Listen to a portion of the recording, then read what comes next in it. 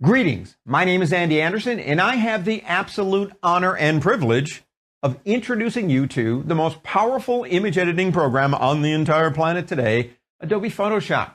Photoshop has been out there for over 20 years. I've been using Photoshop for over 20 years. Now that's exciting, but it's also depressing. That's a lot of years. What have I learned in 20 years? Well, I have learned, I'll tell you this, that I've only just begun. This program is a never-ending story. So what are we going to do in this particular title? Well, let me talk about that.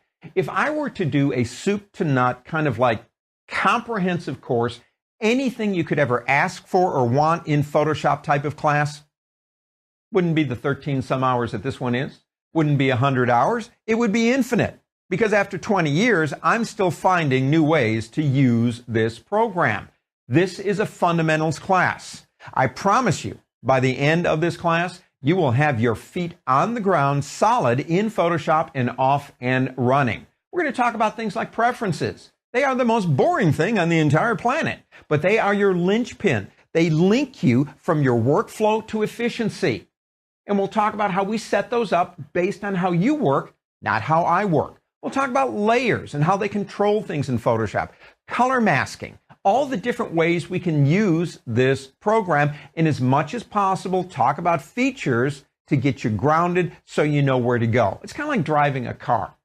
Once you learn where the gas pedal is and where the brake are, don't get those too confused, and the steering wheel, and if you're like me and you drive a stick, how to shift, all that kind of stuff.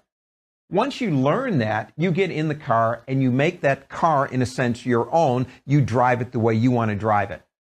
I want to get you in the car. I want you to get to learn the instruments in the car, and then I'm going to let you go and just drive away a nice happy camper. That's what we're going to do, and I've said enough. So let's go ahead and get started. What do you say?